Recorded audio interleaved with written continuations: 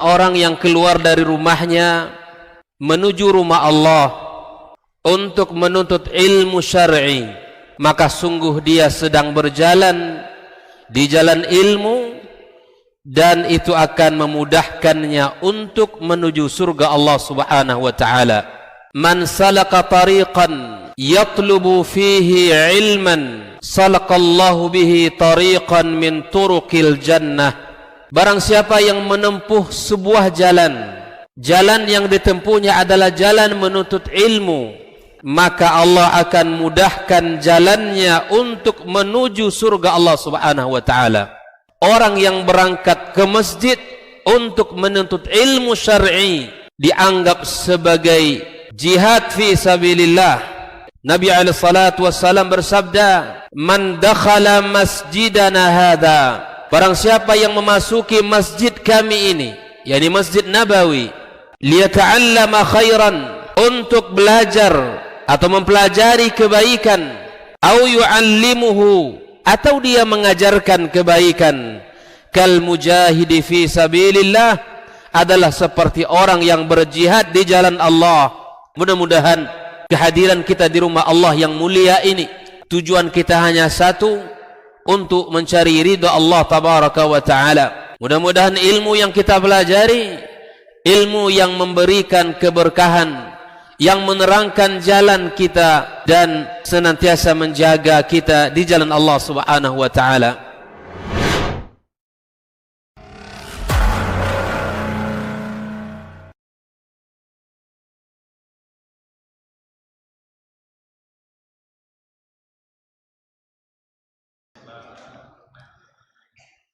Innal hamdalillah nahmaduhu wa nasta'inuhu wa nastaghfiruhu wa nastahdihi wa na'udzu billahi min shururi anfusina wa sayyiati a'malina. May yahdihillahu fala mudilla lahu wa may yudlilhu fala hadiya lahu. Ashhadu an la ilaha illallah wahdahu la syarika lahu wa ashhadu anna Muhammadan 'abduhu wa rasuluhu alladzi ballagha ar-risalah wa adda al-amanah wa nasaha al-ummah wa jahada fillahi haqqa jihadih, fa salawatu rabbih wa salamu alayhi. Qala ta'ala, ya ayyuhalladzina amanu ittaqullaha haqqa tuqatih wa la tamutunna illa wa antum muslimun. Rabbana hab lana min azwajina wa dhurriyyatina qurrata a'yun waj'alna lil muttaqina imama. Amma ba'd, kaum muslimin dan muslimat, hadirin hadirat, al-mustami'in wal mustami'at, rahimanillahu wa iyyakum. Alhamdulillah, puji dan syukur pada Allah Subhanahu wa taala, kita kembali dipertemukan dalam taman ilmu, taman surga yang ada di muka bumi. Kita dikembalikan atau kita dikumpulkan, disatukan dalam kebaikan yang harapan kita bisa melanjutkan estafet kebaikan kita untuk diri kita, untuk keluarga kita, untuk orang-orang yang kita cintai dalam kehidupan ini. Tidak ada jalan yang paling baik untuk kita bekali diri kita di dalam menuju Allah Subhanahu wa taala kecuali ilmu. Tidak ada satupun yang kita lakukan di dunia ini kecuali membutuhkan ilmu. Tak terkecuali dalam mengurus urusan keluarga kita, urusan anak-anak kita. Karena sesungguhnya urusan keluarga badainya sangat besar. Walaupun secara zahir dia adalah sebuah keindahan, tapi kata para ulama, sebagian para ulama, rumah tangga itu tak ubah seperti mawar yang dibawanya duri yang tanpa kita sadari siap untuk menusuk jari-jari kita. Dalam rumah tangga tidak ada senior junior. Masing-masing punya tantangan berbeda-beda. Tidak ada jaminan orang yang menikah 5 tahun akan selamat di tahun ke-6. Tidak ada jaminan orang yang menikah 20 tahun bersama, bahkan 30 tahun bersama. Hal yang kecil dalam diri pasangan sudah saling mengetahui. Tidak ada rahasia antara dia dengan pasangan. Tapi siapa yang bisa menjamin akan langgeng untuk tahun berikutnya? Kenapa demikian? Karena dalam Islam tidak ada ibadah ghairu mahdhah yang paling dibenci oleh syaitan melainkan rumah tangga yang penuh dengan keimanan. Pasangan yang tumbuh di dalam ketakwaan, saling menunaikan hak dan kewajiban, punya tanggung jawab besar. Syariat Allah ditegakkan di dalam rumah tangga itu. Ini rumah tangga yang paling dibenci oleh syaitan. Di dalam sebuah hadis kita dapatkan di mana Rasulullah SAW mengatakan di setiap hari syaitan mengumpulkan bala tentaranya, meminta pertanggungjawaban apa yang telah dikerjakan hari itu. Yang satu mengatakan saya berhasil meninggalkan dia, mampu merayu dia untuk tidak salat. Yang satu mengatakan saya mampu merayu dia sehingga dia minum khamar. Yang satu mengatakan saya mampu merayu dia sehingga dia berzina. Tetapi ketika ada di antara prajurit mengatakan saya mampu memisahkan dua pasangan suami istri, maka penghormatan itu diberikan kepadanya. Sekian banyak prajurit yang mendapatkan penghormatan hanya pada tentara atau pasukan yang bisa dan mampu memisahkan kedua pasangan. Apa kata komandannya? Anta ni'mal jund, kamu sebaik-baik prajurit. Maka tidak ada ibadah mahdha, ya ghairu mahdha, yang paling dibenci oleh syaitan. Ibadah ya adalah rumah tangga yang tumbuh di atas keimanan. Selain daripada ukhuwah Islamiyah, persatuan, kekuatan umat Islam, itu juga paling dibenci oleh syaitan. Dia tidak mau bersatu umat ini, tidak mau satu dalam kebaikan. Mereka mencoba untuk memecah belah umat ini. Kaum muslimin dan muslimat rahimakumullah. Maka untuk mengawal rumah tangga membutuhkan ilmu. Ilmu yang telah diajarkan oleh Allah di dalam Al-Quranul Karim. Ilmu yang telah diajarkan oleh Nabi Sallallahu Alaihi Wasallam di dalam hadis-hadisnya. Dan kita akan mempelajari itu, insyaallah ta'ala.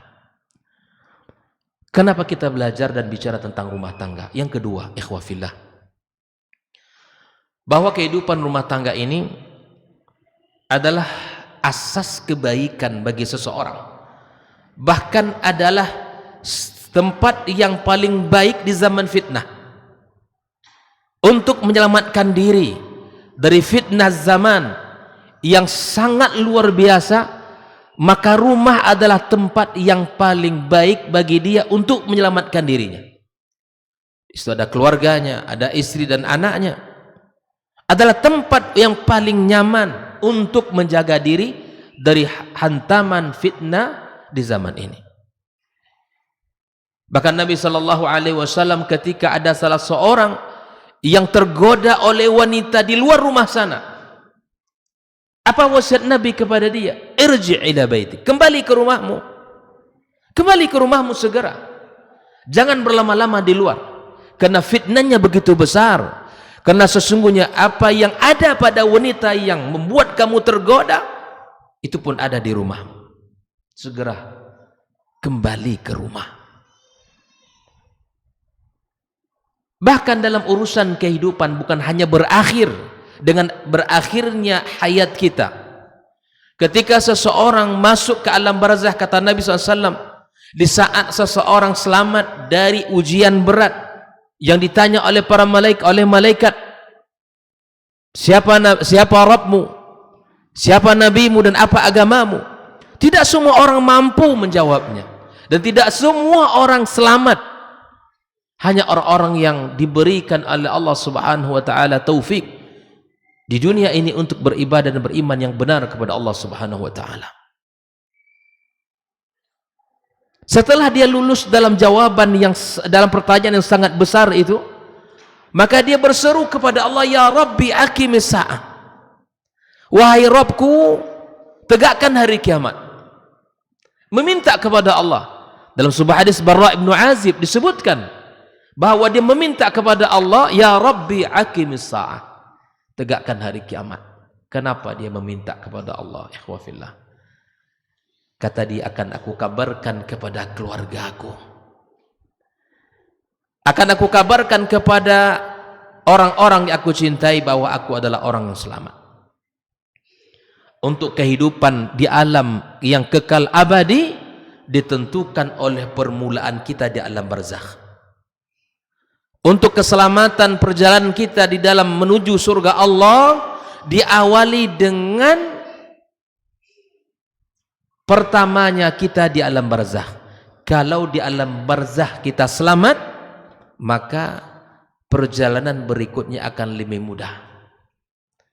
Namun apabila di alam barzakh sudah penuh dengan cobaan bahkan azab, itu perjalanan berikutnya akan lebih susah dan panjang. Jelas? Untuk kehidupan yang kekal dan abadi ditentukan oleh permulaan di alam barzakh. Tapi apakah seseorang di dunia ini termasuk husnul khatimah atau sebaliknya? Maka ditentukan oleh bagaimana dia mengakhiri kehidupan di dunia ini. Ya, orang ini baik atau tidak? Ya, maka dilihat bagaimana dia mengakhiri dunia ini.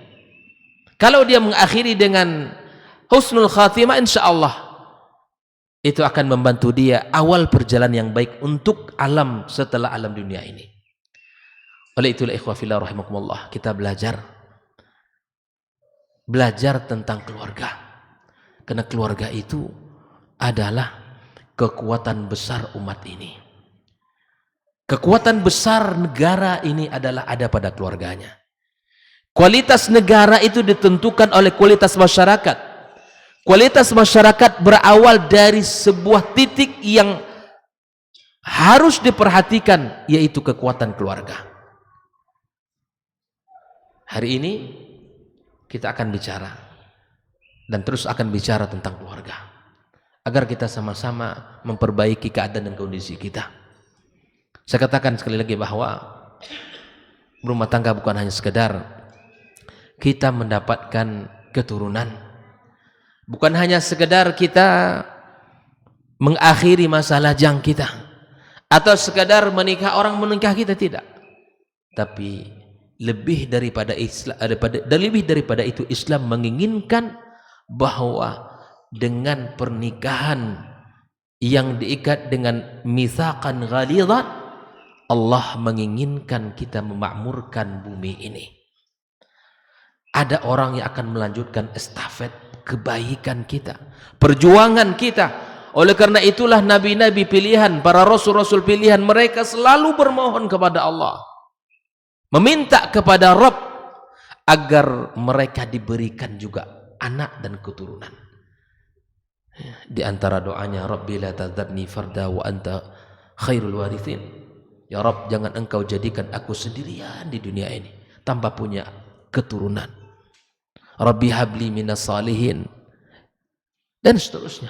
Banyak doa-doa dan untayan doa para anbiya dan rasul di dalam Al-Quranul Karim yang kita dapatkan tentang harapan-harapan mereka dari anak keturunan. Ikhwatul iman hafizakumullah wa ra'akum. Bicara tentang keluarga, bicara tentang kebesaran Islam.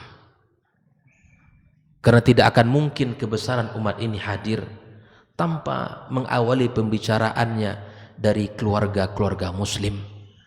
Karena kebesaran Islam, kepemimpinan pada umat ini, Allah titipkan amanah besar itu pada keluarga.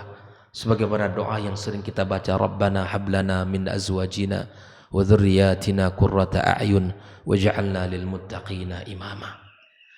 Allah menitipkan amanah generasi-generasi pemimpin mulia, pemimpin-pemimpin hebat itu lahir dari keluarga-keluarga yang hebat, lahir dari keluarga-keluarga yang punya visi besar, punya semangat juang dalam agama yang mulia ini. Insya Allah mulai malam ini dan ke depan, semoga Allah berikan kemudahan dan kesehatan, kita akan membedah sebuah kitab yang ditulis, ya, judulnya Buyutul Mubasysyirin bil Jannah. Kalau dalam bahasa Arabnya, atau boleh kita terjemahkan, kita akan membedah profil keluarga sahabat-sahabat yang masuk surga. Jadi kita akan membahas satu persatu profil keluarganya, bagaimana ayahnya, bagaimana istrinya, bagaimana anak-anaknya, ya. Itu akan kita ambil pelajaran-pelajaran dari kisah-kisah para sahabat yang telah dijanjikan bagi mereka surga. Karena tidak ada qudwah yang paling baik bagi kita di dalam kehidupan ini, dalam kehidupan beragama, dalam kehidupan berkeluarga, melainkan mereka para sahabat-sahabat Nabi yang mulia. Yang utamanya tentu Rasulullah sallallahu alaihi wasallam. Kita akan membedah, ya, dan melihat, mengambil ibrah dan pelajaran pada setiap, ya, kisah-kisah keluarga dari sahabat-sahabat mulia tersebut. Ikhwatul iman hafizakumullah wa ra'akum. Pertama tentunya keluarga sahabat Nabi yang mulia Abu Bakar As-Siddiq radhiyallahu taala an. Abu Bakar As-Siddiq ma'ruf, ya, sahabat yang dikenal, sahabat Rasulullah sebelum Nabi hijrah dan setelah Nabi hijrah. Dia bernama Abdullah ibn Abi Quhafah. Abdullah ibn Abi Quhafah, ya. Di Abu Bakar itu namanya siapa? Abdullah, bapaknya Abu Quhafah. Nah, di antara keistimewaan keluarga ini, ya, keluarga ini adalah keluarga yang hebat jika dibandingkan dengan keluarga-keluarga sahabat yang lain. Dan semua keluarga sahabat hebat. Wabil khusus keluarga Abu Bakar As-Siddiq radhiyallahu taala anhu itu keluarga yang bapaknya, ibunya beriman. Abu Quhafah ittifaq ulama dia beriman. Dianya Abu Bakar apalagi As-Siddiq radhiyallahu taala anhu, ya, yang digelar dengan As-Siddiq, yang membenarkan awwalu rajulin aslama fil Islam, laki-laki pertama yang masuk Islam. Tidaklah terdengar berita tentang kerasulan Muhammad sallallahu alaihi wasallam kecuali dia langsung mengimani Nabi kita alaihi salatu wassalam. Yang kedua, level atas beriman. Level kedua, dia dan istrinya juga beriman. Level anak, level ketiga, anak-anak beliau juga beriman. Walaupun ada berselang waktu, tapi semuanya beriman. Dan level cucu juga beriman. Apa? Jadi keluarga yang luar biasa, keluarga yang memiliki keutamaan di dalam menjemput keislaman ini. Diawali dengan seorang ayah yang luar biasa, yaitu Abdullah ibn Abi Quhafah, Abu Bakar As-Siddiq radhiyallahu taala anhu, ya, sahabat yang setia kepada Rasulullah sallallahu alaihi wasallam. Jelas ya? Nama ibunya siapa? Nama ibunya adalah Ummul Khair Salma binti Sakhar. Ya. Kalau bapaknya siapa? Abu Quhafah. Ya, Abu Quhafah, dan itu beriman kepada Rasulullah SAW. Nama ibunya adalah Ummul Khair Salma binti Sakhar, putri dari paman Abu Quhafah, putri dari paman Abu Quhafah. Jadi kalau dulu menikahi anak paman sudah ternyata sejak zaman dahulu, ya.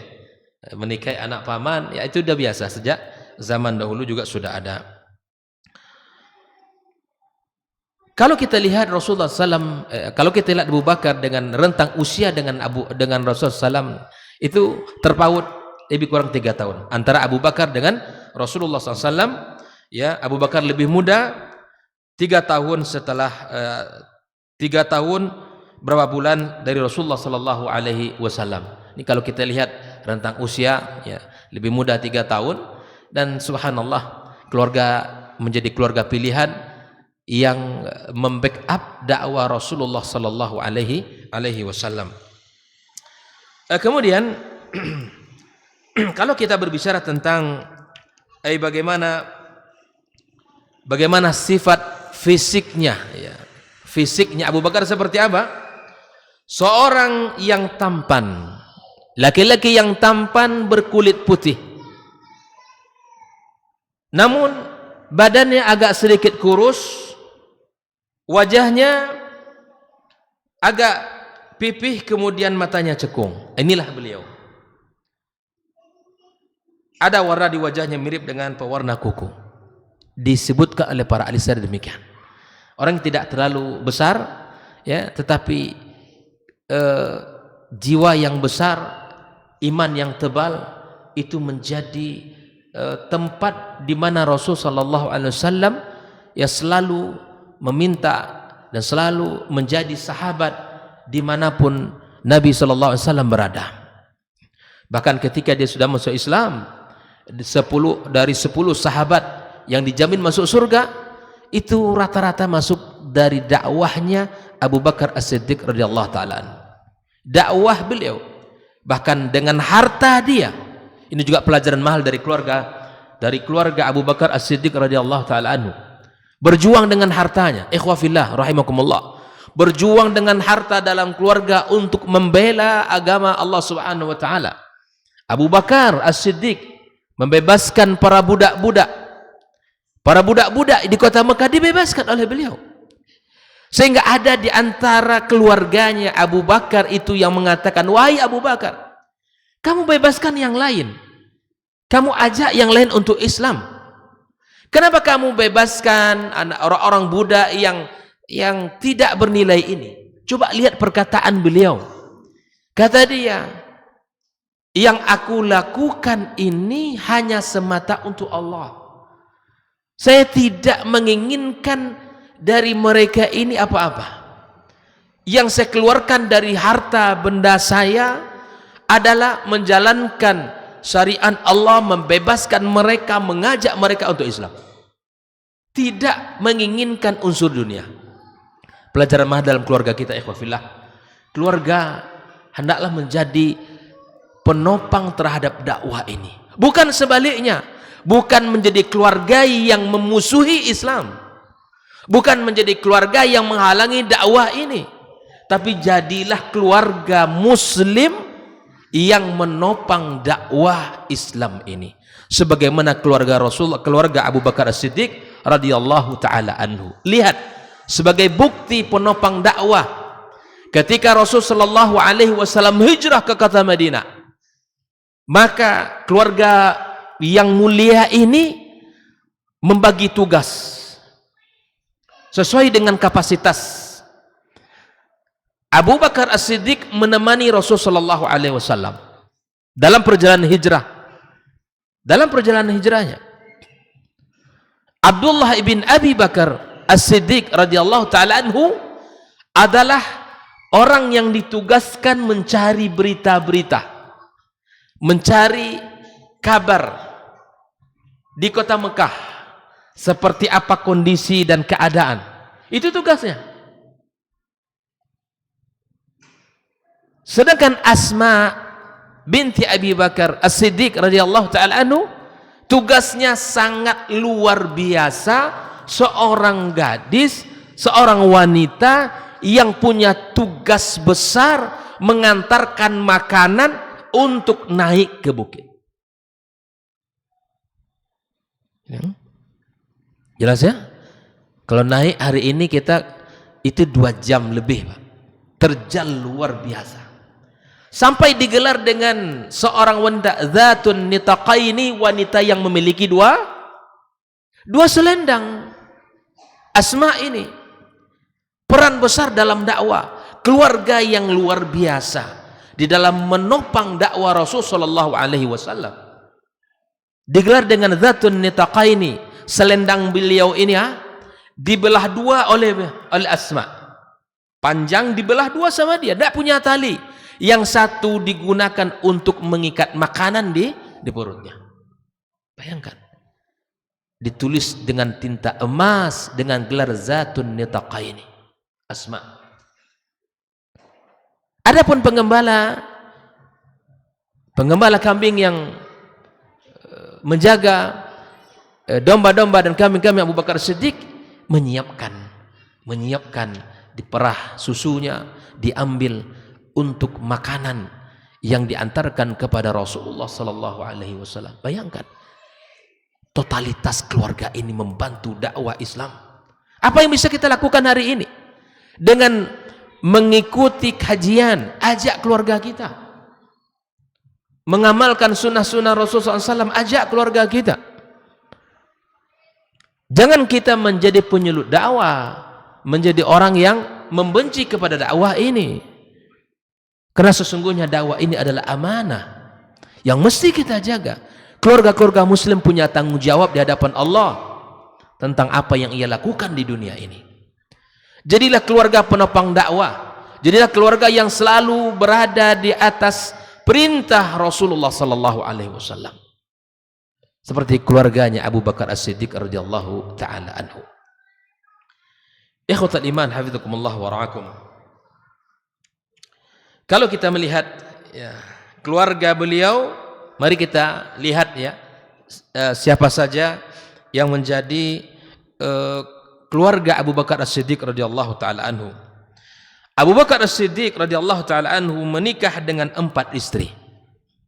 Menikah dengan 4 istri. Mempunyai anak laki-laki berjumlah 3 orang. Berjumlah 3 orang. Gitu kan? Sementara anak perempuannya juga berjumlah 3 orang. Dengan demikian semua anaknya totalnya adalah 6 orang. Mari kita lihat siapa yang 4 itu dan bagaimana anaknya dan siapa saja anak-anaknya. Baik. Yang pertama adalah Qatilah binti Abdul Uzza ibn Abdul Sa'ad ibn Nadar Ummu Kulthum. Ini Qatilah. Dari Qatilah ini lahirlah anak yang bernama Abdullah ibn Abi Bakar.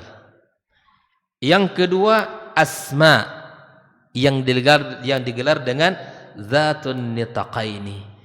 2 orang yang punya peran besar dalam dakwah. Ayahnya mencontohkan, anak mengikuti.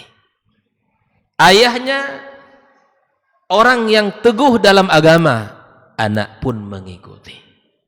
Abdullah punya tugas mencari berita, kabar berita, nanti disampaikan. Karena strategi Nabi tidak langsung berbelok dari Mekah menuju Madinah. Tidak. Strategi Nabi dia mencari sebuah tempat. Pastilah orang-orang Quraisy mencari jejak Muhammad sallallahu alaihi wasallam dan pasti mereka sudah sampai pada gua itu. Kalaulah seandainya mereka melihat ke ujung kaki, mereka melihat Abu Bakar As-Siddiq dan Rasulullah SAW. Disitulah kita pernah mendengar dalam sebuah ayat yang Allah abadikan bahwa ketika Abu Bakar khawatir terhadap kondisi ini, maka Nabi mengatakan bahwa Abu Bakar, tidaklah kamu mengira kita berdua kecuali Allah Subhanahu wa taala yang ketiga yang akan menjaga kita. Dan Nabi SAW menguatkan beliau, menguatkan sahabatnya yang mulia Abu Bakar As-Siddiq radhiyallahu taala anhu. Nah, yang kedua, istri beliau Ummu Ruman. Siapa? Ummu Ruman binti Amir bin Waimir. Dari Ummu Ruman ini lahirlah Abdurrahman dan lahirlah Aisyah. Asma lebih tua dari Aisyah. Asma lebih tua beberapa tahun dari Aisyah radhiyallahu taala anhumah. Kita jelas bahwa dari Aisyah nanti Abu Bakar radhiyallahu taala an menikahkan dengan Rasulullah SAW. Aisyah itu dinikahi oleh Rasulullah di kota Mekah. Ada 3 istri Nabi yang dia nikahi di kota Mekah. Yang pertama adalah Khadijah radhiyallahu taala anha, yang kedua adalah Saudah, yang ketiga adalah Aisyah. Tetapi Nabi SAW serumah dengan Aisyah ketika Nabi telah hijrah ke kota Madinah. Di saat itu Aisyah berusia 9 tahun. Sisanya Nabi SAW menikahi istrinya di Madinah.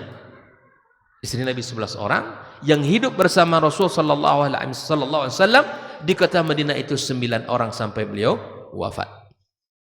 Maka Aisyah adalah istri, salah satu dari istri dari sekian istrinya yang perawan dan yang muda jika dibandingkan dengan istri-istri yang lainnya.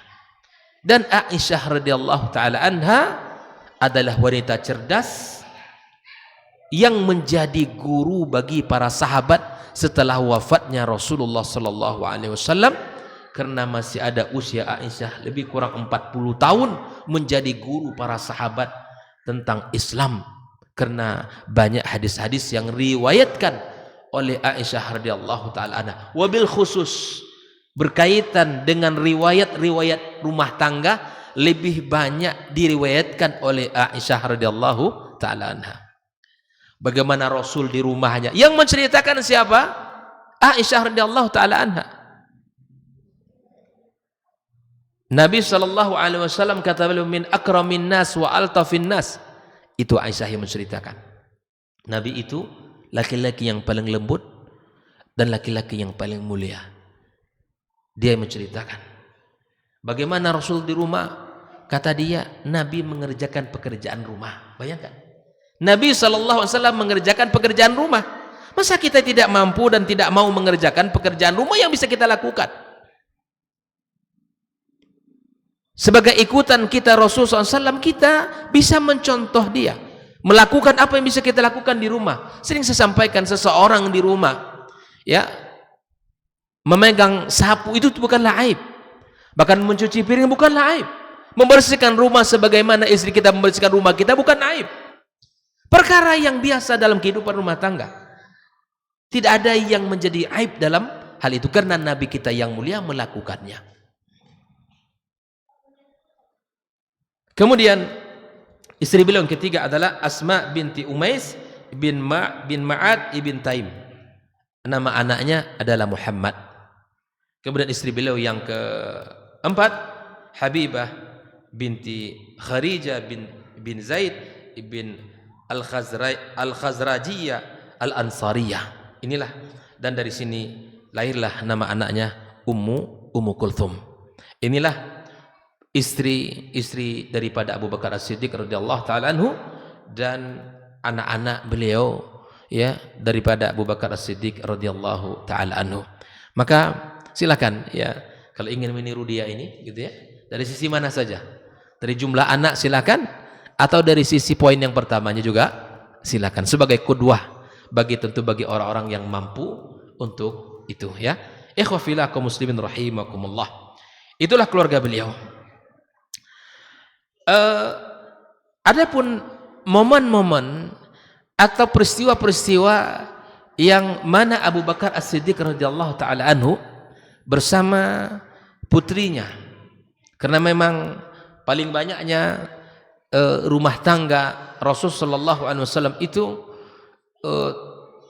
dikisahkan tentang kebersamaan Aisyah dengan Rasul sallallahu alaihi wasallam ya, dalam banyak kondisi dan keadaan. Bahwa satu ketika ya bahwa Rasul sallallahu alaihi wasallam pernah terjadi ya perselisihan dengan istrinya ya. Aisyah adalah wanita yang muda, wanita yang cerdas, wanita yang juga pencemburu ya. Karena cemburunya Aisyah kepada Khadijah ibunda kita itu sangat luar biasa ya, sangat luar biasa ya, wanita muda. Dan kecemburuan Aisyah itu ya di mana Nabi SAW mampu untuk mengawalnya, mampu untuk meredamnya ya. Bahkan Aisyah radhiyallahu taala anha selalu membuat perumpamaan ya yang menandakan bahwa dia harus lebih dicintai Begitulah kira-kira daripada ibunda kita Khadijah radhiyallahu ta'ala anha, karena Nabi SAW ya di saat setiap kali menyembelih hewan kemudian dihadiahkan kepada salah seorang wanita, ya kemudian dihadiahkan daging yang paling bagus kepadanya, gitu ya. Dan hal itu bukan masalah hadiah itu menurut Aisyah, gitu. Bukan masalah Nabi mengasih daging itu kepada wanita itu, bukan. Artinya bukan karena Nabi selalu memberi bukan itu. Ya, tetapi yang membuat masalahnya adalah kenapa wanita itu terus diberikan. Kalau bersedekah Nabi tidak lagi diragukan. Seorang Nabi yang dermawan, ya, pribadi yang sangat luar biasa, pemurah. Tapi yang menjadi Aisyah ini menjadikan dia cemburu, kenapa kepada wanita itu terus diberikan. Tahu kita rahasianya? Ternyata wanita itu adalah siapa? Sahabat dekatnya Khadijah radhiyallahu taala anha. Ini juga bisa dilakukan, ya. Andai di antara kita punya ya kejadiannya seperti Rasulullah SAW, ya, telah meninggal istri pertamanya, lah karena Allah dia punya sahabat, ya sudah, bentuk kita mengingat istri kita, ya maka berikan ya kebaikan kepada sahabatnya. Sebagaimana dalam Islam juga demikian. Di antara bentuk bir kita kepada orang tua kita yang sudah meninggal dunia, kita menyambung hubungan dengan siapa?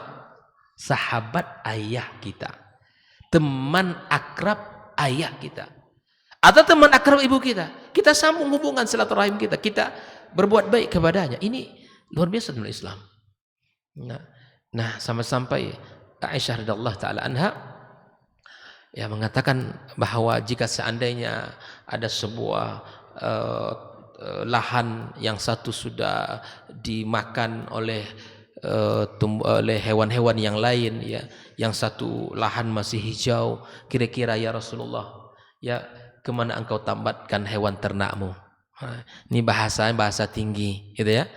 Ya ada dua lahan wahai Rasul, yang satu lahan yang sudah dimakan rumputnya oleh hewan-hewan yang lain, yang satu masih hijau subur, gitu ya.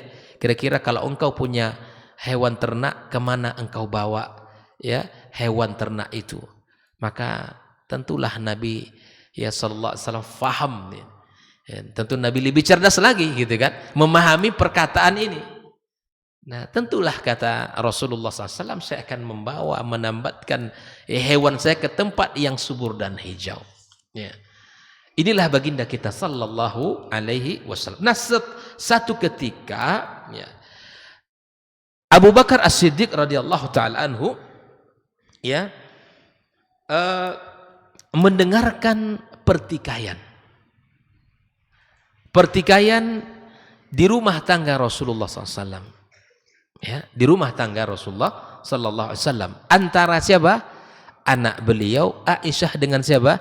Suaminya Muhammad Sallallahu Alaihi Wasallam. Terdengar dari beliau dari luar, ya, bahwa Aisyah mengangkat suaranya agak tinggi kepada suaminya Rasulullah Sallallahu Alaihi Wasallam. Maka ketika itu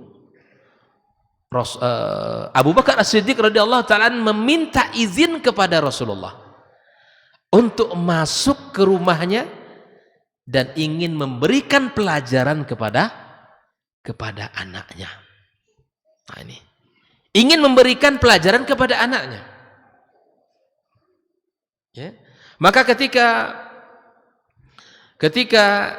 Abu Bakar As-Siddiq radhiyallahu ta'ala anhu, ya, masuk kemudian meminta izin kepada Rasul sallallahu alaihi wasallam, dan ketika itulah ya Abu Bakar As-Siddiq ingin memberikan pelajaran kepada anaknya. Dengan sedikit memberikan pelajaran, lalu kemudian Rasulullah sallallahu alaihi wasallam melindungi Aisyah radhiyallahu taala anha. Kemudian Rasul mengatakan, wahai Abu Bakar, bukan untuk itu kamu hadir di tengah kami. Nah ini artinya Rasulullah SAW mengizinkan mertuanya untuk masuk. Nah ya, inilah kelemah lembutan Rasulullah. Seorang mertua ingin masuk. Nah ini pelajaran mahal ini. Kalau kita punya masalah dalam rumah tangga kita, bagaimana sikap mertua? Nah ini Mertua boleh masuk dalam urusan rumah tangga kita, namun tidak untuk mengkeruhkan, tapi untuk menyelesaikan. Ya, boleh dia memberikan solusi, boleh dia untuk memberikan pandangan-pandangan, tapi tidak untuk memperparah masalah. Sebagian rumah tangga kaum muslimin, ketika mertuanya masuk, semakin runyam masalahnya. Anak mengadu begini, sang ayah tak terima kalau anak diperlakukan demikian. Belum tentu berita itu seperti itu. Tanpa ada tabayun dan cross check, lalu memihak sehabis-habisnya. Ibu juga memihak sehabis-habisnya. Nah ini, ikhwafillah, Rasulullah SAW memberikan izin kepada Rasulullah untuk masuk di dalam permasalahan yang sedang terjadi di rumah tangga Nabi SAW, tapi tidak untuk memperkeruh masalah. Abu Bakar bukan memperkeruh masalah, tapi Abu Bakar ingin memberikan pelajaran ya kepada anak agar sedikit memukul. Rasulullah tidak mau anak ini dipukul, istri dia dipukul. Kemudian Abu Bakar keluar. Tak lama kemudian rumah tangga mulia itu pun terdengar canda dan tawa. Terdengar kembali ya keindahan dalam kehidupan percakapan mereka. Jadi ikhwah fillah rahimakumullah, masalah dalam rumah tangga akan selalu ada. Ya. Tidak ada orang yang bisa menafikan. Pagi baik-baik aja, hidangkan teh, hidangkan kopi, siang udah berubah. Itu biasa terjadi, kan? Sore hari, masya Allah, lembutnya bukan main, ya. Senyumnya indah sekali, wangi semerbak di rumah. Tiba-tiba besok pagi sudah berubah wajahnya. Itu bisa saja terjadi dalam kehidupan rumah tangga kita. Tapi bagaimana ini tidak boleh berlarut-larut? Sebagaimana Rasulullah SAW memberikan pelajaran kepada kita dari anaknya, peristiwa yang terjadi dalam rumah tangganya dari anak Abu Bakar As-Siddiq radhiyallahu taala anhu. Dalam rumah tangga ini bukan mencari siapa menang siapa kalah. Saya laki-laki, saya harus menang. Saya perempuan, saya harus menang. Ya, egonya laki-laki ini panjang. Begitupun perasaan seorang wanita juga begitu tebal. Nah, kedua kondisi keadaan ini kalau masing-masing merasa benar, di dalam Islam Allah menyebutkan wassulhu khair. Berdamai itu adalah baik. Allah katakan wa uhdiratil anfusus syuh. Ternyata Pak, jiwa kita ini punya rasa bakhil, punya egonya, punya rasa tidak mau mengalah. Untuk bisa berdamai, mestilah ada di antara orang yang sedang berdamai menurunkan haknya, mengalah agar perdamaian itu datang. Dalam suami istri bisa terjadi. Mungkin istri kita yang salah, tak ada salah kita untuk mendatanginya, meminta maaf di saat kita benar, bukan sebuah kerendahan dan kekalahan. Yang kita inginkan, ingat, adalah keberkahan rumah tangga. Karena ketika api ditambah dengan api menjadi besar, setan ketawa, kita menjadi merana, rumah tangga hancur, kemudian anak berantakan, hilang kekuatan kita. Jelas?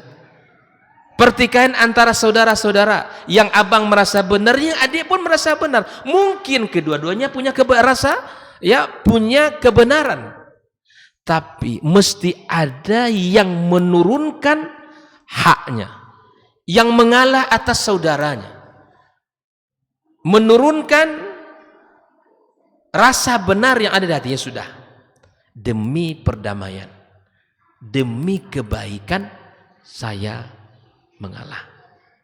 Ikhwah fillah rahimakumullah. Inilah keluarga mulia, keluarga Rasulullah SAW, lahir dari seorang wanita yang dididik oleh seorang ayah yang mulia, yang jujur, bertakwa, beriman kepada Allah, As-Siddiq radhiyallahu taala an. Keluarga mulia.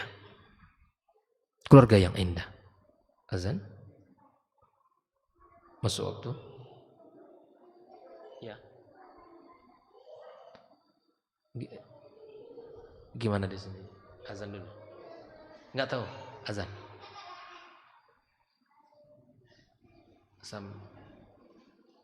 Baik, belum ya? Baik. Ikhwafillah. Maka sekali lagi, ketika kita menginginkan kebaikan ya dalam rumah tangga, maka kita tidak mau kita ini yang paling benar. Bahkan saya sampaikan satu hadis kepada para ummahat. Para ummahat, ya, baik. Langsung kita tutup. Barakallahu fikum. Semoga Allah Subhanahu wa taala memberkahi pertemuan kita. Tadi saya sudah janjikan ya, satu kalimat saya minta izin, 1 menit. Bahwa nasihat untuk para ummahat. Rasulullah SAW mengatakan, awala adullukum min nisaikum min al-jannah. Maukah kalian aku tunjukkan wanita penghuni surga? Dia, kata Nabi, ketika dia disakiti oleh istrinya, oleh suaminya. Ketika ia disakiti oleh suaminya, bahkan dizalimi oleh suaminya, maka dia tidak segan-segan untuk mendatangi suaminya, lalu mengatakan, la adzuqu ghamdan hatta tarda. Wahai suamiku, aku tidak akan bisa tidur nyenyak malam ini sampai engkau ridha kepadaku.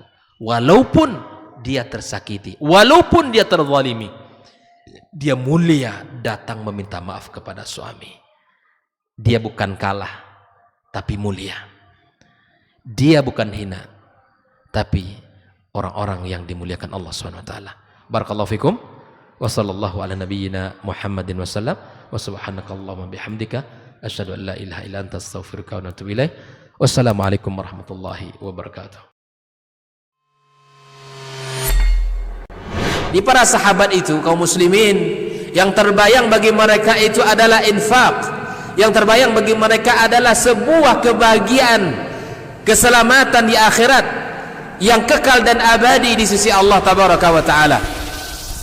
Semua kita boleh klaim sekarang. Kamu cinta Nabi? Cinta Ustaz. Cinta Nabi? Cinta Ustaz. Termasuk saya. Cinta Nabi? Cinta. Dapat tahunya besok di akhirat. Maka apa kata Nabi SAW? Amalur rajuli biyadih. Penghasilan yang terbaik adalah pekerjaan yang dilakukan oleh seseorang dengan tangannya sendiri. Wa kullu bai'in mabrur. Dan setiap jual beli yang mabrur. Ini aktivitas ini membantu saya di akhirat atau akan menyulitkan saya di akhirat? Kalau seandainya perbuatan itu ternyata akan menyulitkan kita di akhirat kelak, tinggalkan perbuatan itu.